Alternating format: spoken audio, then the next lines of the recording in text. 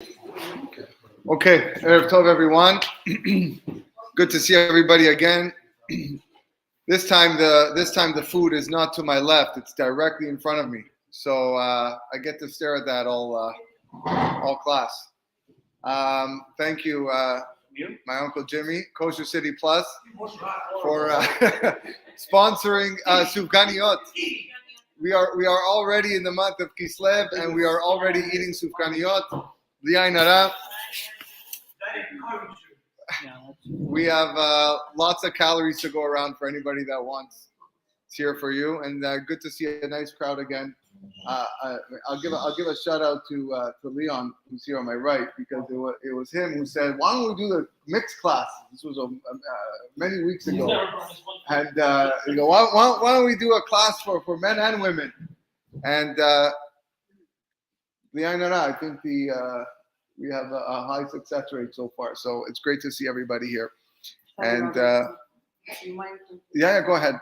You're not in view of the camera, so it's okay. Okay, we are studying Parashat Vayetze. We'll just go over the parasha in brief. We'll go cover the main points as we usually do, and then we'll talk about today's main idea. Yaakov leaves Be'er Sheva after being instructed by his parents and travels to Haran. Over there, he stops on the mountain. That's the mountain where the Bet HaMikdash is going to be built. He falls asleep and dreams about a huge ladder stretching from the earth into the sky. The angels are going up and down that ladder. Hashem speaks to Yaakov in a dream. Hashem promises that he's going to give him Eretz Israel to him and his descendants. He also promises to protect Yaakov. And Yaakov makes a promise back to Hashem that if he gives him food and clothing and brings him back to safety in Eretz Israel, he's going to give him 10% of all of his earnings. He arrives in Haran and he meets Lavan's daughter Rachel at a well, and he gives water to her sheep. Yaakov really loves Rachel. He wants to marry Rachel, and in order to get Lavan, her dad, to agree to the marriage, he's willing to work 7 years as a shepherd for Lavan's sheep. Instead of paying Yaakov for his work, Lavan is going to give permission for Yaakov to marry his daughter. 7 years pass. Lavan cheats Yaakov. Instead of letting him marry Rachel, Lavan tricks him into marrying Leah, which is his oldest daughter, Rachel's older sister. Yaakov complains about being tricked. Lavan agrees, okay, no problem, I'll let you marry Rachel as long as you work for another 7 years. And Yaakov agrees because he loves Rachel that much. However, again, contrary to what I mention this every year, contrary to what people think, Yaakov did not wait another 7 years to marry Rachel. He married her 1 week after Leah, but on condition that he was going to work another 7 years. Leah gives birth to Reuven, Shimon, Levi, and Yehuda right away. Rachel has no children. So she asks Yaakov, okay, please take my maidservant Bilhah to bear children with. And Bilhah has 2 children, Dan and Naphtali. At this point, Leah stops having children. So she asks Yaakov to take her maidservant, Zilpah, and he has children with her, Gad and Asher. Leah gives birth then to Yisachar and Zebulun, and as well as a girl named Dinah. Finally, Rachel has a baby and names him Yosef. Yaakov at this point wants to go home, but Lavan convinces him to continue working for him. This time he'll pay him in sheep and goats. Hashem helps Yaakov become wealthy at this point. He tells Yaakov it's time to go home. His wives agree. Yaakov and his family begin their journey back to Eretz Israel. He's afraid that Lavan is going to stop him, so he leaves without saying goodbye. Before leaving, Rachel steals her father's idols so that he will stop worshiping them. Lavan discovers that Yaakov and his family have left, and he chases Yaakov angrily. Hashem appears to Lavan, warns him, don't you dare touch Yaakov Avinu. And when Lavan does catch up with him, he accuses him of stealing his idols. Lavan searches all the tents of Yaakov but cannot find those idols.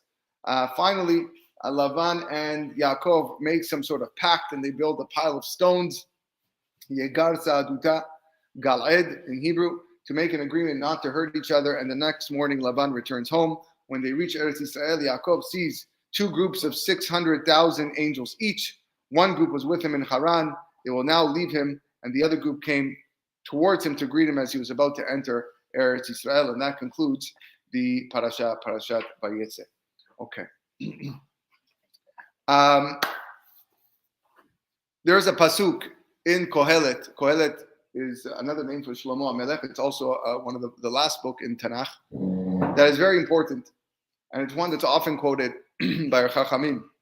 In the 7th chapter, Shlomo HaMelech writes, Gam et ze leumat ze asa Elohim. That HaKadosh Baruch Hu made one thing opposite another thing. In the most simplest of terms, this pasuk is telling us that all the phenomena in the world, everything that happens on earth, is meant or planned by HaKadosh Baruch Hu to work together, to cooperate with each other. And even though it seems that the world is filled with so many unrelated things, but when you study his creations, you see that everything is here for a purpose and to serve man. Everything has its place. One thing is made, is created to cooperate with something else. However, the Gemara Masechet Chagiga, Daf Tet Vav Amud Aleph, explains our pasuk and tells us that our rabbis are informing us here that it's not just the physical world where this principle is holding true, but rather even in the spiritual world, where HaKadosh Baruch Hu is employing this principle. And one example that is brought is that HaKadosh Baruch Hu barat tzadikim, he created or he made righteous people, and opposite to the righteous people, bara resha'im, he made wicked men. So he purposely set out the course of history where a tzaddik and a rasha face off with each other. You have a righteous and a wicked person. Now, this is what the Gemara says in Masechet Chagiga. The obvious problem with this is it's important to know what that means, that God made wicked people and made righteous people, because we know that Hashem doesn't undertake to make anybody good or anybody bad. That's one of the foundations of the world. That's one of the things that we truly believe, that mankind comes into this world, we spoke about this in previous weeks, with a clean slate, and we have free will. So every person has a chance and an opportunity to do what he pleases, what he desires, and if he or she chooses to act great and do the things that they're expected to do, then you can have even a simple housewife or even a simple, electrician or whatever it is, become a great tzaddik because of the actions that he performs. You cannot, now there's certain things that you can't control. If you're tall, you can't become short, and if you're short, you can't become tall. There's certain things you can't do. But within a certain realm, in a certain area, everybody's given the free will to excel. And HaKadosh Baruch Hu doesn't make anybody choose one way or the other. And therefore, we cannot say that this Gemara in Masechet Chagiga is telling us that Hashem actually created righteous people or he created wicked people. He created people. The righteous and the wicked part, that they make themselves based on their free will. So what does it mean when the Gemara said, bara resha'im beleumat ze bara tzadikim, or he created righteous and then opposite this he made wicked? It means that Hashem looks ahead in the future and he knows what's going to happen. He knows who is going to choose righteousness and he knows who is going to choose wickedness. Now, to many people, they hear that and they automatically ask the question, wait a second, if everybody has free will, if we all have bechira chofshit, then how can HaKadosh Baruch Hu know beforehand what they're going to be? And the answer is because you have to believe and understand that when we say that Hashem knows things, it's not the way that we know things. He thinks differently than us. The pasuk says in Yeshayahu, Gavhu shamayim ma'aretz, ken gavu derachai midarchechem umachshavotay mimachshavotechem.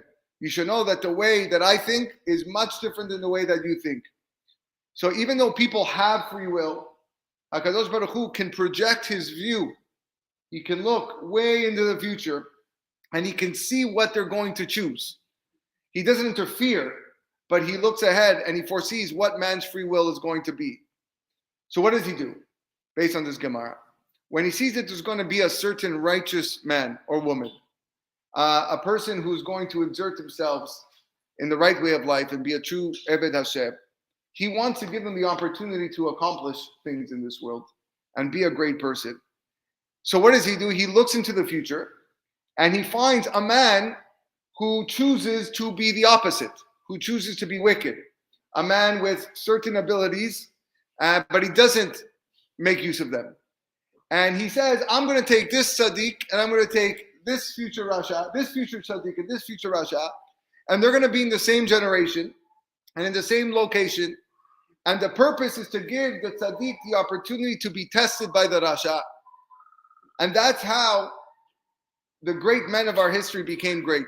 Zeh le'umat zeh asa Elokim. There was always somebody else that stood opposite them. Someone placed there opposite them, giving them opportunities to rise to the occasion. So where do we find this? The Gemara in Masechet Avodah Zarah, right at the beginning, says at the end of the day, at the end of days, before Mashiach comes, Hashem is going to make an announcement to the whole world. And all of those people, in the announcement, he's going to say, all of those people that deserve reward, come and take their reward. Come and take your sachar. So naturally, when you announce free gifts, everybody's going to show up. Everybody's coming knocking on the door. Yeah, it's me. And they're all going to give him their application. And we're here, we apply, we want the benefits. And there's a big conversation going to go on. And Hashem is going to give all of these nations the news that, sorry, you did not qualify. You're not going to get the reward. And there's only one nation that's going to get the reward, and that's Am Yisrael. So again, the Goyim are going to complain, and they're going to say, I don't get it, it's not fair. Why you only give it to Bnei Israel? Just because they accepted your Torah? But did they fulfill all the mitzvot of your Torah? Who even said they obeyed all of the Torah? So they're actually putting up an argument with Hashem that maybe they don't deserve this reward at the end of time. So Hashem says, no problem. I'm going to bring witnesses to testify about my people. Yitenu edehem veitzdaku. Let them give their testimonies in order to demonstrate the righteousness of Am Yisrael. So the Gemara says that the judge, Hashem, calls witness number one into the courtroom. Who's witness number one? Gemara says, Yavo Nimrod ve'ya'id al Avraham. Nimrod, let Nimrod come and let him testify about who Abraham was. Now, who was Nimrod? Nimrod was just not a simple little pisher on the side of the road. He wasn't a little guy. You know, when you want to have a boxing match, you can't have a heavyweight fighting a welterweight. You can't have it. If you're heavyweight, it's a heavyweight. Heavyweight versus heavyweight. That's the only way you can test somebody. So when you're talking about a great man like Abraham, he can't be tested by someone small, like even Darwin or another Rasha or something like that. You can't. You have to bring somebody big, and there was nobody bigger than Nimrod in that generation. The Torah goes out of his way to describe Nimrod. He was a gibor who built big cities that just until recently, right, lasted. Like literally, these are how big his cities were. Now, when the Torah talks about Nimrod, you think about, okay, well, like why is even this information over here? Why you need to tell me this?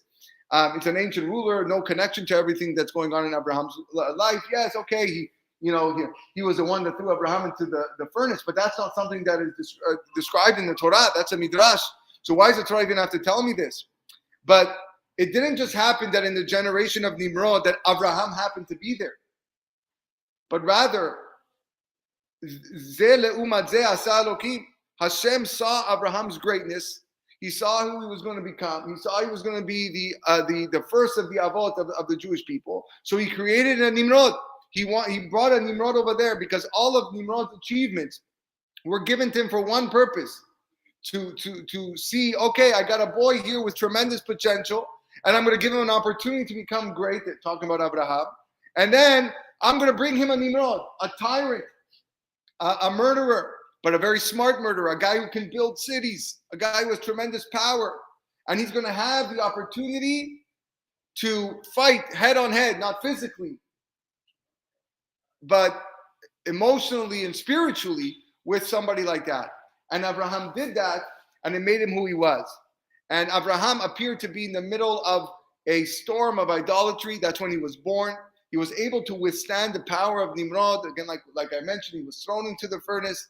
And now we know why Nimrod was placed into the days of Abraham Avinu. Is so that Abraham Avinu could become great like him. If you don't give anybody that test, that to rise out of the occasion and win out, then what did you pass exactly? So when Hashem says, let Nimrod come and testify about Abraham, he stood up and he passed the test. It means let the man who made Abraham great come here and testify to Abraham's greatness. There's another witness that the Gemara says is going to be called up. Eshet Potiphar, the wife of Potiphar, who we're going to read about in just a few weeks' time. That's the wife of Yosef's master. She's going to be summoned from the trash and the garbage where she's been all these years. And they're going to pull her out of the garbage and they're going to say, what do you have to say about Yosef? What are you going to have to say about Yosef HaTzadik? The Gemara says, "V'ta'id beYosef shelo nechshad ala avera." She's going to testify that Yosef should not be suspected of any moral misdeed, any act of adultery whatsoever. She's the one who's going to testify because she's the best witness of it, because she was the one who was testing him day in and day out. The Torah tells us that she was kedaberal Yosef yom yom. She spoke to Yosef every single day, didn't even have a conversation with him. It meant that she was enticing him to sin every single day. Certainly, it was a very difficult test for Yosef. Yosef was a young man. He was a handsome man. He was not married at the time. Any males that are listening to this live and in person knows exactly what that feels, the urges that goes with the changes in a person's body, and to be enticed by probably an attractive woman to sin. It wasn't easy. The Midrash tells us, Gemara tells us, "Begadim shelavsha lo arvit lo lavsha lo shachrit." The women, the clothing that she wore at night to try to seduce him was different than even the clothing she wore during the day. That's how much she tried, and it was a horrible, horrible nisayon for Yosef. But he passed it, and through that nisayon, he became a Yosef HaTzadik. He became a tremendous individual. He became Yosef HaTzadik because of that woman, and we know that that's the way it had to be. Potiphar could have had a regular wife, okay, who had no interest in other men, who she didn't have to be that kind of woman. She could have been a woman that was, just staying home, having little tea parties with her friends, raising money for nice organizations or whatever, like a lot of women do. You mind their own business and just stick to their life and their family, but they are not out. She could have been a shopping lady going to the malls, but no. It happened to be a woman that was placed there who was always home, but she was always available because she saw this guy. No, you can't have tea parties, Hashem says. I need you in the home where Yosef is because I need you to test it because I need to create a Yosef HaTzadik. And if Yosef, God forbid, would have yielded to the Averah, then there's no history of Yosef. There's nothing else we're talking about. But Sefer Bereshit would have probably ended, and this week's Parashat would have been the end of it. No story of Yosef. Because how can we bother telling the story? How can we bother about forefathers going down to Egypt, Yetziat Mitzrayim? Who knows what would have happened to Jewish people if Yosef would have sinned at that moment? So who created Yosef HaTzadik? It was this wicked woman, Eshet Potiphar. Now the Gemara gives more examples of people who are going to be forced to testify on that day. Nebuchadnezzar, Yimach Shemo, the destroyer of the first Bet HaMikdash, he's going to come and speak about how Hananiah, Mishael, and Azariah stood up to him and wouldn't bow down to the idols. Daryavesh is going to come and testify about Daniel's greatness, how he used to pray consistently 3 times a day towards Yerushalayim, even though it was at a time when it was forbidden. So again, how did Hananiah, Mishael, and Azariah become such great individuals? How did Daniel become so amazing? It's because there was a Daryavesh. It's because there was a Nebuchadnezzar. Why was there a Nebuchadnezzar and a Daryavesh? Gam etze leumatze asa Elokim. That's the meaning of it. When HaKadosh Baruch Hu saw that there was going to be a tzaddik in that generation, he goes, I'm going to take a rasha in that generation, I'm going to place him head to head, and they're going to go at it. And at the end of the days, it's going to become clear to everybody that that's why people rose to greatness. Up until now, we've spoken a lot of great things, but we haven't touched on this week's parasha yet. Nothing. Other than that first 4-minute introduction. One of the witnesses that's going to be called up during those final days to testify is Lavan. Yavo Lavan.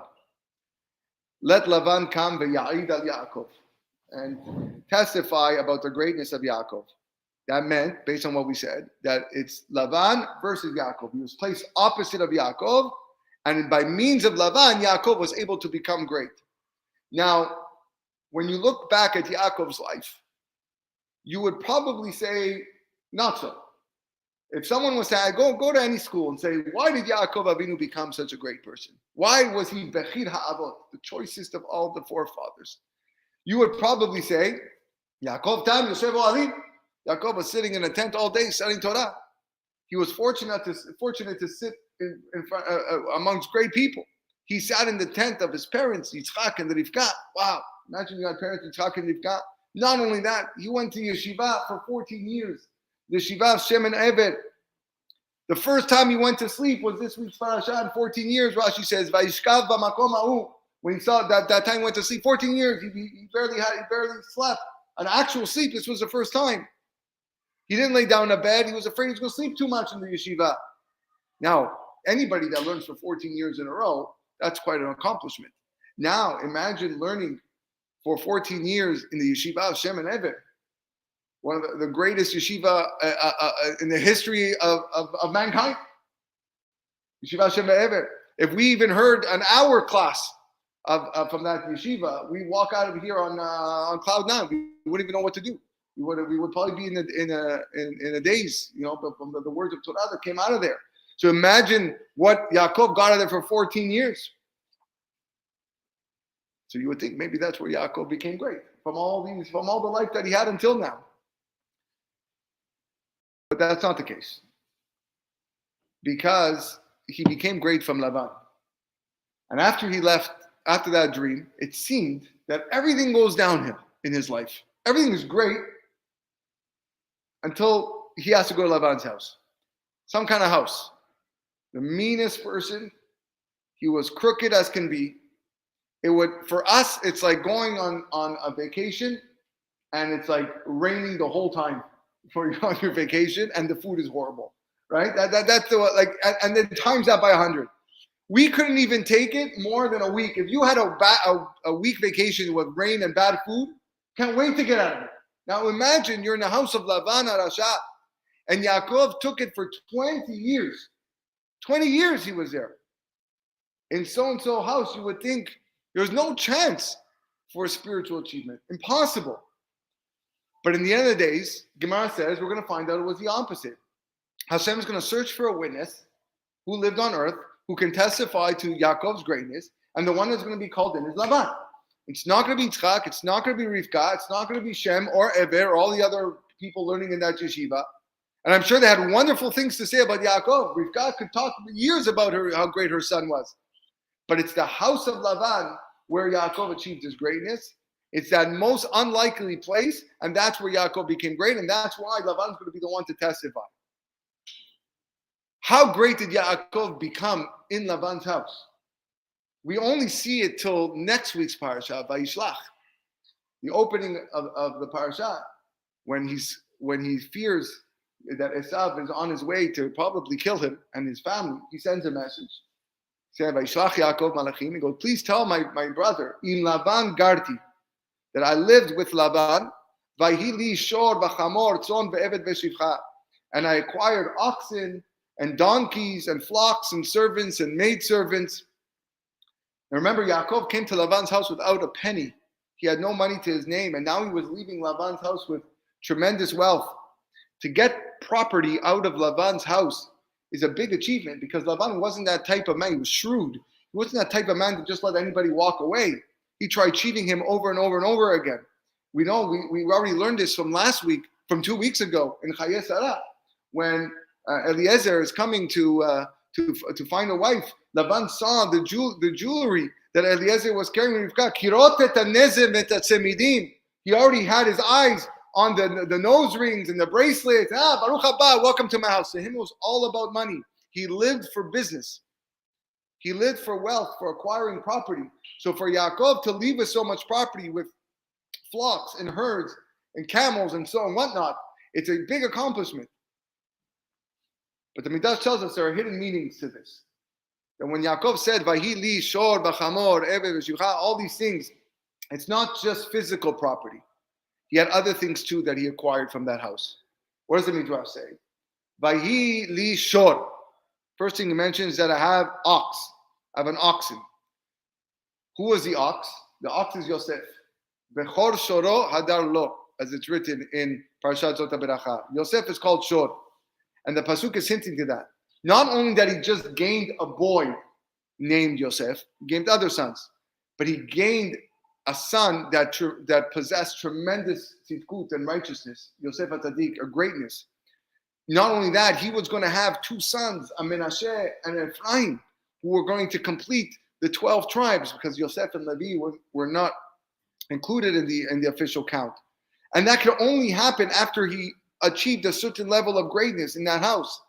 So he had a Shor, he had a Yosef. Then he also had a Hamor. Didn't mean they had donkeys. Why does the Torah need to tell me that Yaakov had donkeys? Big deal, he had donkeys. No. What does the donkey signify? Mashiach. Because the Ani verochev al Hamor, Mashiach is going to be a poor, humble man who is riding on a donkey. So, and that's someone that's going to come from the house of David. And Bet David comes from Yehuda. And one of Yaakov's children that he had in the Lavan's house was Yehuda. So Hamor, which is the Mashiach, is coming, stemmed from that house. Son means sheep, flock. Who was the flock that Yaakov acquired? Etzon Elu Yisrael. These are the Jewish people. He has all the 12 Shevatim, the future of Am Yisrael, the generations, the multitudes of kosher men, women, pious individuals, kindly people, Gomlech Chesed. These are the people that came out from the house of Lavan. Ve'eved. I also had a servant. Who was a servant? Moshe, Eved Hashem. Torah calls Moshe Rabbeinu. The most important man ever to appear on earth was Moshe Rabbeinu. He was already present there in the house of Lavan. He wasn't alive yet, but he gave birth to Levi. Moshe Rabbeinu came from Levi. Shifcha, who was the maidservant? One of the greatest women to ever come was Ruth. Ruth, who called herself Shifchatecha. She referred to herself as a maidservant when speaking to Naomi. These are all words from the Midrash, not my words from the Midrash, that she's ready to serve. So all that perfection, the Yosef, the Mashiach, the Moshe, all of Klal Yisrael, the Ruth, all of that was built, was created while I was spending 20 years in the house of Lavan. Now again, Lavan, very, very difficult father-in-law to have.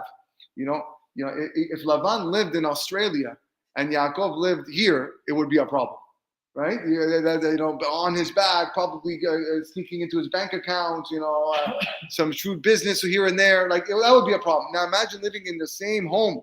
That's what he was. That's what he had to face. He had to face bad midot. He had to face lies. He had to face treachery, deception. Again, we wouldn't be able to tolerate that for 1 week. And he tolerated it for months and years. If you have an employer that cheats you out of your salary week in and week out, how many of you would stay? How many of you would stay after 1 week when you find out your employer is taking money from you? Would you stay? No, you get out. And Yaakov just accepted it. He took it upon him for so many years. As much as Lavan cheated Yaakov and wronged him at every step, he behaved with Lavan with the most loyalty. The Pasuk tells us in this week's Parashat, Hayiti bayom achalani chorev. By the day, the heat consumed me, bekerach balayla, and frost at night.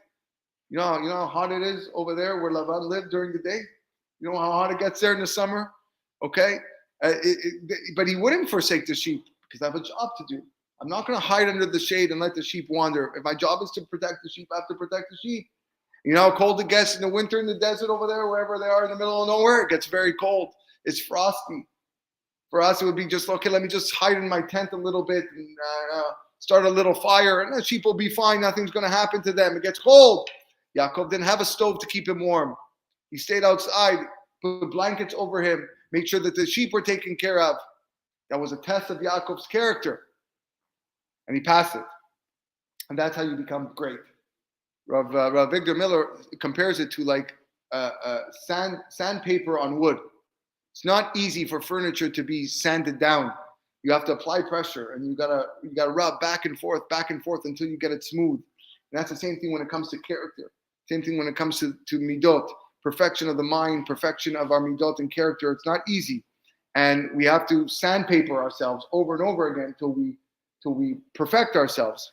We spoke a lot about this in our Mesilat Yesharim class over the summer. So sometimes you need that friction. That friction comes with tests And often it comes with somebody that is out there, who's coming and he's bumping heads with you. He sends you people to sand you down. And that's why there was a Lavan. It was not an accident. Lavan could have been a man like Yitro. Yitro was an unbelievable father-in-law, right? And he was an idol worshiper, but he was amazing. He brought Moshe into the tent. Come, have a meal, celebrate, marriage. Yitro was a fantastic man. Imagine Yaakov would have had Yitro as a father-in-law. Why not? No. Because that's not going to make Yaakov Abinu. He placed there Lavan intentionally. So when Yaakov comes to Padan Aram, he's going to find a guy who's going to cheat him at every step of the way. And that is what's going to make you great. He understood. And that's why the Rashi says, what is the meaning when he sends a message to Esav? Im Lavan Garti. Lavan Garti means Taryag mitzvot shamarti, because the word Garti is the same letters as Taryag, 613. So according to most people, they explain this Rashi to mean, don't worry, Esav, I lived with a Rasha, but I still kept 613 mitzvot. So therefore, you got to watch out because I got a lot of merit. I'm walking with a lot of zechuyot. That's how everybody learns what Rashi's trying to say there. But based on what we're saying now, you could read that Rashi slightly different. I lived with a Rasha, and because I lived with a Rasha, because I had Lavan in front of me for 20 years, that's how I became what I came. It's not, I lived with him and I still did it. That's what made me do it, because that's what made me great. That's how I became Bechir Ha'avot, the choices of our fathers. So now that we have the Yesod, now that we've explained the concept, it's time to make this applicable. Maaseh Avot, Siman Labanim. This is how we started the Shiurim a few weeks ago. That's what Bereshit is all about. That the lives of our forefathers, Abraham, Yitzchak, Yaakov, prophecies of the future. And therefore, when we study these stories and these incidents, every single one, it's models for what's going to happen in the future and to us. And therefore, if you take this idea of Gam Etze Leumat Ze Asa Elokim, that Hashem made one opposite the other. You have Abraham and Nimrod, and you have Lavan and Yaakov, and Yosef and Eshet Potiphar. Those are actually just examples. But it applies to us. It's us. He's planning our lives and our careers the exact same way. It means that just like our forefathers, we are being constantly tested. We are constantly given opportunities and the situations around us to become great people. Only what happens? We're not prepared for it. We're not prepared because we don't understand the ways of Hashem in this world. And that's why so many people, they fall in face of opposition. And they stumble and they get lost. There are thousands of potential Abraham Avinus that never became Abraham Avinus. They never became Abrahams. They got lost. How many Yosefs yielded and sinned when given the chance? We read about the successes. The failures are not known to us, but the opportunities were there. There were many, many Yaakovs that failed when they went head-to-head with their father-in-laws. They could have chosen greatness, but HaKadosh Baruch Hu set the stage for them with difficult people, difficult situations, the opportunities to become great, but they failed. Now, this has to be explained because we learned in speaking about Mesiyat Yesharim, we learned in Mesiyat Yesharim that all matters of this world, everything that is presented to us in life, every single day at every single moment are tests for man and women. Everything is a test. And that's a very important statement. First of all, the word test is a nisayon in Hebrew. We learned this from Akedat Yitzchak, when Hashem tested Abraham to bring his son Yitzchak as a korban. The Torah says, Ve'elohim nisa et Abraham. But the word nisa, test, also can be read nun sin aleph instead of nun samechei. Same word, just different spelling. Nisa means to raise up.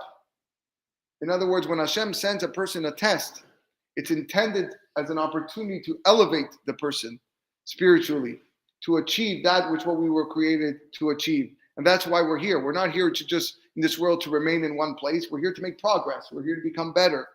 And all the things that come out of our life are for that purpose.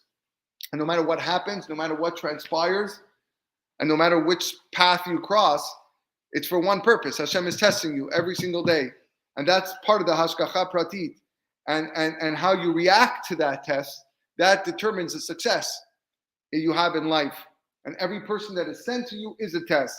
And if the person is a bothersome person and he's annoying or he's arrogant or he's a bore or he's not too smart, or maybe he is way too smart, and you just clash and you can't get along and nothing's working, but yet you utilize the opportunity to treat that person properly and make the best out of it, and you have consideration for him, and then at the end of the day you say, you know what, he wasn't such a bad guy after all. Chazak u'baruch. Chazak u'baruch. Because you chose properly, you acquired a level of shlemut, a level of perfection that will stay with you forever. You know, there are all kinds of improvements in order to get to that level of shlemut, of perfection. You know, patience, to learn patience, how to learn the importance of treating other people, zrizut, is alacrity, we need to prove our kindliness, so on and so forth. And, you know, learning how to be quiet, learning how to control our emotions. All of these situations that are presented to us in life are meant to see whether or not we can achieve that level of perfection. He compares it to a rotisserie. A rotisserie. Imagine you have a nice lamb, right, sitting on a rotisserie, and you hang it up on the rotisserie, and the spit just turns around. Why does it turn? Because we want the lamb to be roasted in its entirety. If you just leave it on one thing, it's just only one side's going to get roasted. But you want everything. That's why it spins. So that should be well done. We don't want any raw spots. HaKadosh Baruch Hu is putting our life on a rotisserie. And he's turning us over and over again, giving us multiple opportunities. And included in these opportunities, you have a lot of wicked people. You have a lot of Reshaim to deal with.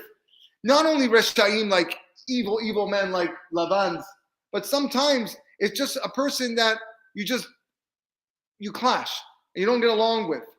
And you know, that's when you have those opportunity to realize sometimes a righteous man has to contend with another righteous man. Sometimes you're dealing with two tzaddikim, but they just don't get along. They have different viewpoints. How are you gonna move towards growing and becoming better? Maybe that's the reason why we start off as a little kid, and we learn to grow with our siblings. And our siblings all have different character traits. This one's more stubborn. This one laughs too much. This one, everything's a joke. This one's jumping off the walls. Everyone's got some, and it's just learning to get along. Because as a child, you're the most selfish you'll probably ever be, because you want everything for yourself, and you think you're the center of the universe, and you feel like, oh my God, am I ever going to get out of this house? Can't take it. You're so annoying. We all grew up with siblings. You know what it is. But then you leave your house, and the opportunity's gone. You're never going to live again with your siblings. So what were those years as a child developing, learning to appreciate the differences of other people? And we're not talking about, God forbid, tzaddik and rasha. Your siblings are not rasha. You might call him an imbecile, but that doesn't mean he is an imbecile just because you're upset at him on one day. You're talking about two kids, 3 kids, 5 kids, 10 kids that were all tzaddikim. They're all amazing, but I can't take them anymore. But that's how we learn to get along with people. And that's how we learn to be successful with him. And that's why HaKadosh Baruch Hu gives us of the family, the specific family that he intended for us. Your siblings were specifically meant for you. And therefore we can extend that. Your parents were meant for you. Hashem wanted you to have your specific parents. This one, my mom tell me all the time, again, take out the garbage. I can't take this anymore. Why have to take out the garbage? Why can't she take out the garbage? Why she always yell at me? Why is my father always this? But it's all meant to develop you into a sense of shlemut. It's not how you deal with your parents every day. It's not easy. Of course, it's not easy, but that's things that we learn to grow and become better. And then, of course, you move out of your parents' house and you have your spouse. And then you have your spouse, your wife, your husband. And again, that's also there to gain shlemut. That's what Ezer Kenegdo is. That's exactly Ezer Kenegdo. He has the help of someone who is against him. And she has the help of someone who is against her. Because a wife and husband are two different people, two different natures that have to help each other, even though sometimes they're against each other. And our spouses are lovely, and we love our spouses while we marry them. But it's not always picture perfect. We know it's not always picture perfect. Sometimes there's a sting. The only thing that is perfect is the Torah Kedosha. Tov velo ra kol yemei hayeha. That's the Torah Kedosha. But a husband and a woman and a wife are flesh and blood. We have faults. So what does the foolish husband say? I can't take with this wife anymore. I can't do it. I can't be with her. And she says the same thing. He's so stubborn. He's so dirty. Never cleans. I can't be there. She's going to test you. He's going to test you. She'll nag you and he'll nag you. But that's okay. Because that's the greatest opportunity you have in life. And then when you have children, and then you become a mother-in-law or a father-in-law, and then again, your tree just branched out even further. And then people say, if I had a different mother-in-law, then maybe I would have done so much more. If my father-in-law was more supportive than this. Hashem wanted you to have that mother-in-law and that father-in-law because he wanted you to be and live up to your full potential. And that's Rabotai, what it's all about. This is what we live for. And you can expand it to any part of your life. You have co-workers, you have employers, you have landlords if you're renting. Anything in life that you see is all there meant to test to see how you're going to do it. Now, and the examples, the opportunities, they're endless. They're endless. But you can't leave out the most important point of all this. The common denominator, everything that we're talking about, everything that we spoke about cannot be accomplished without the ingredient of emunah, without the ingredient of wholehearted faith in HaKadosh Baruch Hu. The great men and women of this world understood that nothing happens just like that. Nothing happens by itself. Every phenomenon is set into place by Hashem. And that's why instead of being angry when things happen, and instead of complaining, they understood that it was a gift. They understood that it was an opportunity to rise to the occasion and make use of it. And that's why these tzaddikim became who they are. That's why Yosef HaTzaddik became who he was. You think Yosef HaTzaddik didn't have a right to complain? You go, come on, God, what's going on? Every single night I got to put up with this test with this woman. Come on, I can't take it anymore. I can't. Let me just do it. Blame God. He'll blame God. What do you want me to do every single day? But they understood that it was all planned. They understood that it was Gam etzeh leumat zeh asa Elokim. So whenever we are confronted, as tonight's title was, difficult people, difficult situations. Whenever we are confronted with difficult people and difficult situations, you have to realize, as hard as it is, they're placed there for our benefit. All of us are be putting through these stress tests. Stress tests, that's the modern day term, in order to have us well done on the rotisserie. We want our meat well done all around, because we are confident that Hashem is putting us in these situations.